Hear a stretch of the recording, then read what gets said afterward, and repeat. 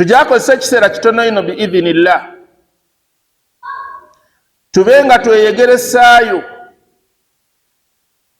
tina kweyegeresaawo wabula tube nga tweyiddukanya ku kiriwo essaawa eno. Essaawa eno buli muntu akiigi nti tuli mu mwezi omutukuvu oba ogw'emizizo ogwetebwa shaharu muharram. Ate guno Allah subhanahu wa ta'ala yaguwa enkizo gwabanga nabbi sallallahu alayhi wa sallama yagweta shaharullahi almuharram, ekitegeeza nti omwezi gwani gwa Allah subhanahu wa ta'ala ogw'emizizo. Aye ate eriyo n'egindi emyezi egy'emizizo, ate yabaayo n'emyezi egitali gya mizizo nga gyona gyona Allah subhanahu wa ta'ala ne yagituteerawo. Nikinasoze okuba nti Allah subhanahu wa ta'ala ow'ekitiibwa asuukulumya ekintu ku kintu ekindi, eitha kiyinza okuba kifo yakisuukulumya ku bifo ebindi nga bw'obona Makka bwe yagisuukulumya ku bifo ebindi mu duniya monamona. Luyinza okuba lunaku yalusuukulumya ku lunaku olundi nga bw'obona olunaku lwa Juma oba olunaku lwa Idi.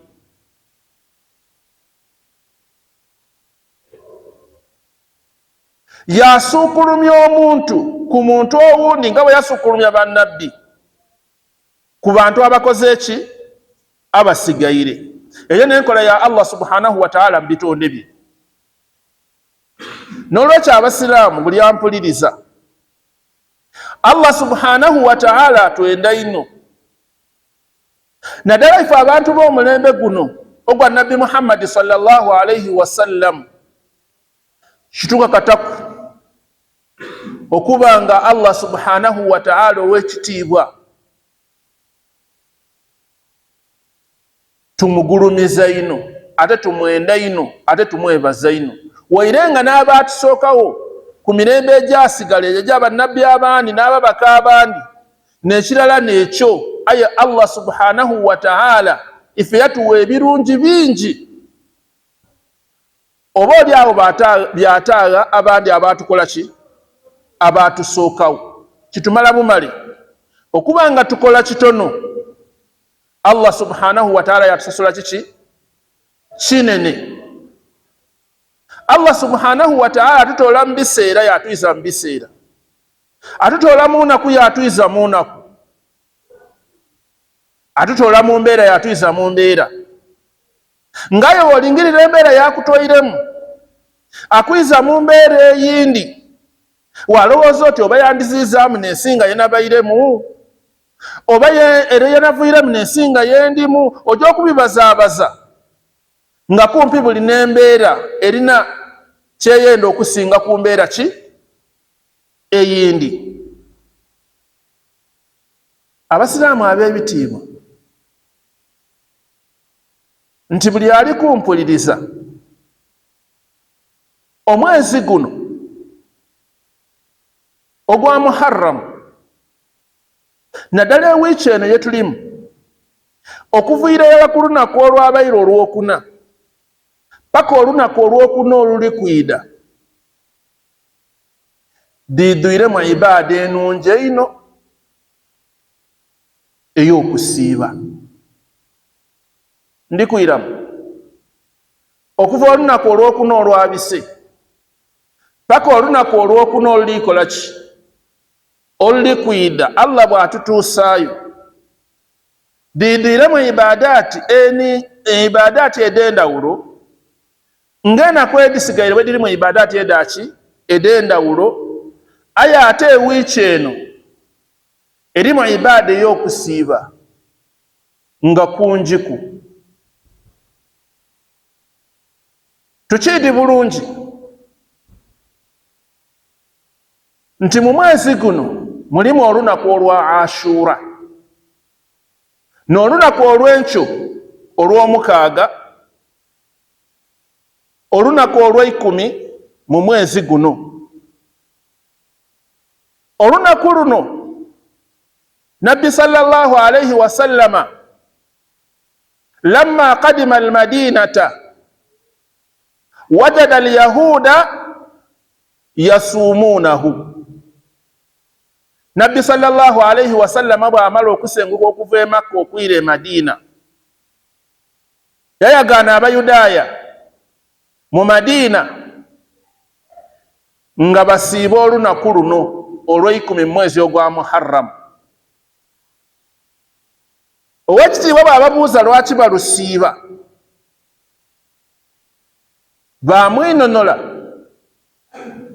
nti olunaku olwo balusiiba olw'okuba Allah subhanahu wa ta'ala yagera kyeyagera ekyafaayo kyetusoma mu Qur'ani ne mu ahadithi, ng'olunaku olwo Allah subhanahu wa ta'ala yaluwonekezaako owekitiibwa Nabbi Musa alayhi salatu wassalam mu bubi obw'ekitonde ekibi ekyali kyetebwa oba ekyetebwa Firawunu alayhi laana.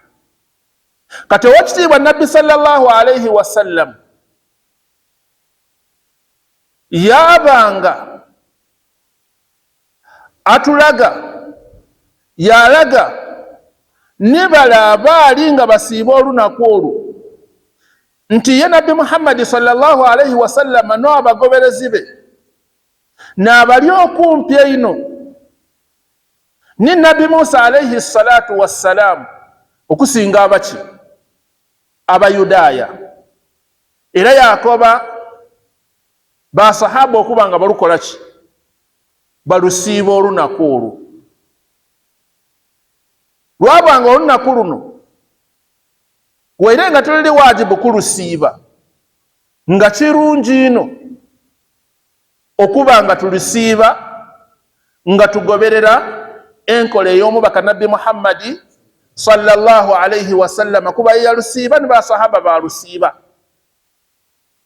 Era mu kwenda okwawukana ku Bayudaaya yabanga ategeeza abantu nti singa Allah subhanahu wa ta'ala andekawo paka omwaka ogukola ki, ogwidda, la asumanna taasi wal ashir, ndakwongeraku nsiiba enaku imeka ibiri, nsiiba olw'omwenda n'olwokumeka n'olw'ikumi, abe nga ayawukana kuki, ku Bayudaaya. Mudimu ku ndogera dikoba nti Nabbi sallallahu alayhi wasallam olunaku luno yali alusiiba ng'akaali nakwidawa Madina. Wabula ekikulu kya byona byona nti olunaku luno oluli ku kyenkyo, olw'enkyo buli musiraamu ali kumpuliriza, Allah gwasobola oba gwaba n'aba asobozeisa okuba nga asiiba olunaku luno, please lukole ki, lusiibe, kuba lunaku lukulu ino okuba nga olusiiba. Era Nabbi sallallahu alayhi wasallam ow'ekitiibwa mu bimu mu bisiibo bye yeesibaku n'okusiiba olunaku luno olwaki, olwa Ashura, okwawukanaku n'ebisiibo ebindi byakolanga ki, byeyasiibanga, kuba yasiiba ebisiibo bingi. Kati twabanga tuteekwa okuba nga tusiiba olunaku luno mu kugoberera ow'ekitiibwa Nabbi Muhammadi sallallahu alayhi wasallam. Enaku denayogeireku olunaku olwabise olwokuna olunaku olwo turfa'u al-a'mal, emirimu egy'ebitonde, emirimu emirungi gisitulwa jajawa waigulu. Nabbi sallallahu alayhi wasallama yasiibanga olunaku olwokumeka, olwokuna. Kati lwabaire wakusiiba ate lwabaire mu mwezi guno ogwetebwa ogwaki, ogwa Muharramu, ng'ate ebulayo katono okutuuka ku lunaku olwokumeka, olw'ikumi, lwe tulina okukola ki, lwe tulina okusiiba. Olunaku olwaleero lwakusiiba era kwoyo aba asoboire. Kusiiba kutya n'olunaku olwiririra olunaku olw'eikumi olw'enkyo olwetebwa olwa Ashura. Nga n'olunaku Nabbi sallallahu alayhi wasallama lwe yalagaanisa okusiiba singa lumu agaana omwaka okukola ki? Oguyirawo. Kyabanga kitegeeza nti kirungi okusiiba olunaku olubeera olwaleero nga tweteekerateekera okusiiba olunaku olw'okumeka? Olw'eikumi olw'omukaaga oluli ku kyakunkyo. Olunaku oluli kwira kwenkyo olwo lumaniibwa. N'olunaku lwa Ashura lusiibibwa olw'ekyafaayo ekitusomerwa buliido era kye tubeera ose twenda okola ki? Okukoona kwa katono. Olunaku oluli kwirako olw'esande lujja kuba lwa 10 na lutya? Lwa 10 lwona lunaku lusiibibwa ng'era lwona lugoberezebwa ku lunaku luno olwaki? Olwa Ashura. Olunaku olwiraku lujja kuba lwa Mande. Nabbi sallallahu alayhi wasallam olunaku lwe yazaalibwa tukiidi bulungi nti olunaku olwo lwona abasiraamu kirungi no tulukole ki? Tulusiibe kuba lwa sunna okuba nga tulusiiba. Ndigeza kukoba enaku dino ewiiki enamba bweriyo okukola ki? Ey'okusiiba. Ate emirimu gisitulwa. Olunaku olw'okubiri lunaaba lunaku lwa 13 n'olunaku olusooka mu ayyamul bid enaku de twete enderu. Enaku edo Nabbi sallallahu alayhi wasallama yatukubiriza okuba nga tudisiiba olunaku olwa 13 buli mu mwezi. Ndikwogera ku myezi gino egy'ekisiraamu. Olunaku olw'okumeka? Olwa 13, olwa 14 n'olwa 15. Kati olw'okubiri n'olunaku olusooka kunaku edo ekitegeeza lwa kusiiba. Olwokusatu n'olunaku olwa 14 ku ayyamul bid kunaku dina 3 edisiibibwa buli ki? Buli mwezi. Olunaku olwokuna ate olwo lwakugayita bimeka? 2. Nti turfaul amal emirimu gisitulwa. Kirungi gyajanga egiri kutwalibwa ng'okoze eki? Ng'osiibye. Kati kyabanga kitegeeza nti olunaku olwo lugayisa bimeka? 2. Era osobola okuba nini ede emirundi 2 ng'oli kusiiba olunaku min ayyamil bid ate nga lunaku lwa Khamisi lwetusiiba buli ki? Buli wiiki aba basoboire. N'okukoba nti eno wiiki eno eidwire kusiiba. Era n'asaba omuntu asobola obe ng'ogisiiba ewiiki eno gye tulimu. Ate osabe Allah akusobozese obe ng'osiiba olw'okwetanira empeera enungi eri ki? Erimu. Kati okusiiba kuno okwetebwa okwokusiiba omwezi guno ogwa Muharram kulimu kwa ngeri dino. Engeri esooka osobola okusiiba omwezi gwa Muharram gwona. Osobola okusiiba omwezi gwaki? Gwa Muharram gwona okuva ku lunaku olwasooka paka olulikola ki? Olulisembayo. Kuba Nabbi sallallahu alayhi wasallama okusiiba kuno yakwesibaku nkwogereko kwa Ashura. Ate yakoba nti okusiiba okusinga kuba kulungi siyamu shaharullahi al-Muharram, n'okusiiba omwezi gwa Allah gwetebwa ki? Muharram. Ekitegeeza omuntu aba asobola okusiiba asobola okusiiba gwona. Wabula awo ndikwenda kutangazaamu ng'otwala ku ibada de tukola dino eda buliido otangizaamu ibada ya ndawulo yindi okutali kukola ki? Kusiiba.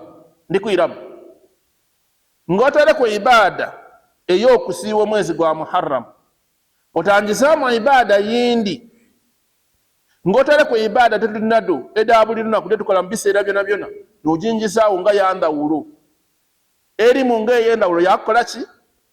Yakusiiba. Kirungi nnyo okugoberera sunna da Nabbi sallallahu alayhi wasallam, tikukola ki? Tikuja ketuzuulazuulawo nga bwe tukola ki? Bwe tubona. Kati omuntu asobola ogusiiba. Ate obwire obukasinga oba eswala ekasinga okuba ennungi ng'otoireku eswala dino edaawandiikibwa n'eswala ey'obwire. Eswala yaki? Ey'obwire ng'otoireku eswala dino eyitaano edaakola ki? Edaalaalikibwa. So kirungi ino tube nga tusiiba okusiiba kuno ate tusaale kuki? Obwire. Tusabe Allah atuwa okusaala obwire. At least niwo oba nga olemereirwe okwemerera obwire osaale ku witiri ng'omaze eki? Salatul Isha. Bw'oba nga onafuire ino osaale ku witiri ng'omaze eki? Salatul Isha. Ensiiba eyindi osobola okusiiba olunaku lwe tuli kunjiramu olw'enkyo olwa Ashura. Wasiiba nino n'olwokutaano. Waba ng'osiibye ennaku imeka? 2. Olwokutaano n'olubairewo n'olwa Ashura walusiiba olw'enkyo. Kiba kirungi. Bw'oba tekisobwire oba nga tosiibye otyo, osobola okusiiba olw'enkyo olw'eikumi olwa Ashura. Wasiibira ku n'olw'eikumi n'olutya? N'olulala. Okwawukana ku Bayudaaya. Oba okusiiba wasiiba olw'okutaano olwaleero, wayongeraku olw'enkyo olwa Ashura, wamala wayongera ku kabiri olujja okukola ki? Okuyiraku. Okusiiba kulungi kwona. Nota kiri kutegeerekeka. Bw'oba nga tosoboire otyo, waba ng'osiiba olunaku lwa Ashura lwonka. Waba ng'osiiba olunaku lwaki? Lwa Ashura lwonka. Osobola okusiiba olwo lwonka. Singa oba tosoboire kukola bino byetukoze eki? Byetukobye. Mu kufunzafunza obwire, Abasiraamu tuyidi bulungi kisa ya Musa. Tugisoma mu bitabo, tugiwulira mu khutaba ed'endawulo ne mu misomo egy'endawulo. Kisa mpanvu, wabula mu bumpimpi nti Firawunu alayhi laana mu budeemu bwe Allah subhanahu wa ta'ala amusindikira omubaka Musa alayhi salatu wassalam abenga aikiriza omubaka ono ebigambo byayite nabyo okuva ewa Allah subhanahu wa ta'ala, afuna okwesiima ku nsi ni kuki? Ni ku nkomerero. Bambi Allah subhanahu wa ta'ala ekyengere ekyo teyakimuwa, yaba nga teyayikirizaani Musa alayhi salam, yagezaako okwogera ebigambo ebikyamu, yeeyeta ebigambo ebizitaine ebitasoboka muntu alina amagezi kubitoola mu kanwa, yatuuka okweyeta nti ni Katonda owaki? Owa waigulu. Ku nkomerero Allah subhanahu wa ta'ala ng'amusindikira omubaka we Musa alayhi salam, nigabaayo ekigezo ekyaliwo Allah subhanahu wa ta'ala kiyagezesa nakyo Nabbi Musa alayhi salatu wassalam, ekyokuba nti agiire ali kulaga obumu bwa Allah subhanahu wa ta'ala mu maiso ga Firawunu kyeyataayendanga kuwulira. Firawunu n'alemeraku n'abantu be. Ku nkomerero Allah subhanahu wa ta'ala n'asalawo okuzikiriza Firawunu n'abantu be naawo ya Musa alayhi salatu wassalam ni banu Israil ni baba nga balagirwa okuyirayo ku butaka bwabwe bava mu bibonerezo bino bye baali balimu. Ekyafaayo kinene aye nga ekikulu ekiri mu byona byona nti Allah subhanahu wa ta'ala yawulya Musa alayhi salatu wassalam n'abagoberezi be ku bubi bwa Firawuni, yazikiriza Firawuni n'abagoberezi be, era Firawuni yabanga alaadana mu kiseera ekyokufa ng'ali kulaga ng'ayikiriza abo be bayikiriza oba oyo gwe bayikiriza ba banu Israil, Allah n'atayikiriza buyikiriza bwe. Kati Allah subhanahu wa ta'ala yatuwaamu ekirungi kino eky'olunaku luno gwetwolekeire tujja okukola ki? Okusiiba Allah baana abasobozeisa. Ekikulu ino mu byona byona. Ekyokubiri, olunaku luno neze era ndwogere nti eriyo banaife ng'abantu abo befaananya ng'abali mu diini y'Obusiraamu ng'aye tibagirimu, nga ni taifa oba gurupu y'abantu abeetebwa Arrawafid oba Arrafid abashiya betuyidde eriini ery'Obushiya, nti olunaku luno kabiri bo balutwalamu mu mbeera ey'endawulo, era olunaku luno ye balirwana kwino ng'enaku yaabwe yakuba nti olunaku luno nolwayitirwamu sahaba ow'ekitiibwa ayetebwa Husayn ibn Ali radiyallahu ta'ala anhuma wa an jami'i sahaba. Allah musiime, asiime ni Ali, asiime ni basahaba bona bona. Era bo banakuwala ino mu lunaku luno baatuuka ku idaala ery'okuba ng'abandi bayiwani ku musaayi okwekubakuba ebiso nga balaga obunakuwavu bwabwe mu lunaku luno. Ekituufu kiri nti Husaini radiyallahu anhu kutila madhuluman, yayitibwa mu bulyazaamaanyi, era tusiima kikolwa kya muntu okuba kyali kikolwa kiki kibi. Sahaba wa kitiibwa ate ali mu ba ahlul bait, mu bantu b'ennumba yani ya nabbi sallallahu alayhi wa sallama, kuba yazaalibwa ni Ali awala ni muwala wa nabbi ayetebwa Fatima radiyallahu ta'ala anhum ajma'in. Allah basiime bona bona. Kati ekyona kyafaayo kiwanvu bana, kuba n'obwire bugiire tusobola akola ki? Kukiinonola.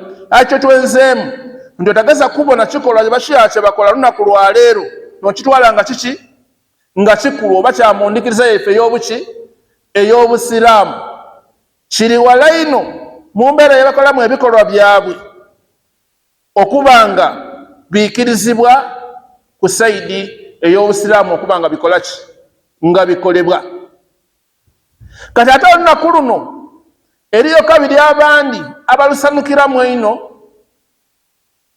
baatuuka okuba nga bakola emikolo egy'endawulo mu bifo eby'endawulo mu masamu gaabwe, ebyambalo eby'endawulo, okulya okw'endawulo, okunywa okw'endawulo, okwawukana n'embeera yebabangaku nga bonaabona olunaku lwa Idi bwe twawukana kuneena ku ki? Edindi. Ekyo nati kituufu. Ekikulu ekirimu kukola ki? Kukola ki basiraamu? Kusiiba nga bwe twayogeire. Ezakabiri kyandawulo kiri omwo ekitali kyakola ki? Kyakusiiba. kati nga ba ahlu sunna wal jamaa ife tuteekwa okuba nga tukola ebyo omubaka sallallahu alaihi wasallam byakola oba byatukoba okukola, twayawukana ku ebyo ebitali biki birungi byakukola. So mbakubiriza nga amaliriza ebigambo byange okuba nga twetanira ino ekiseera kye tulimu, naddala olunaku olw'enkyo tubakubiriza okulukola ki, okulusiiba n'okukola ibadaati de tukolamu naku edisigaire ng'okusoma Qur'ani, okuleeta adhikaari ed'endawulo, okutendereza ino Allah subhanahu wa ta'ala mu ntendereza ey'enungi ey'omu mateeka g'obusiraamu, okuba nga tubitiriza ino okusaba Allah subhanahu wa ta'ala, okusalira ku ekitiibwa nabbi sallallahu alaihi wasallama, naddala mu lunaku luno lwe tulimu okubitiriza ino okumusaliraku, n'okuba nga tukola emirimu gye tukolamu naku edikoze eki egisigaire mingi, twaba nga tubakubiriza okuba nga tukola tutyo, nga tunoonyamu kitya kirala kusiimibwa nani? Ni Allah subhanahu wa ta'ala. Ekyo n'ekikulu kye twenza okuba nga twogeraku olunaku olwaleero, twabeebaza okuba nga mubaire bagumiikiriza mu musomo gwaife guno gwe tubairemu. Twasaba Allah buli omu amusasulemu ekisinga kuba kirungi. Wa barakallahu fikum wa jazakum khaira. Wassalamu alaikum wa rahmatullahi wa barakatuh.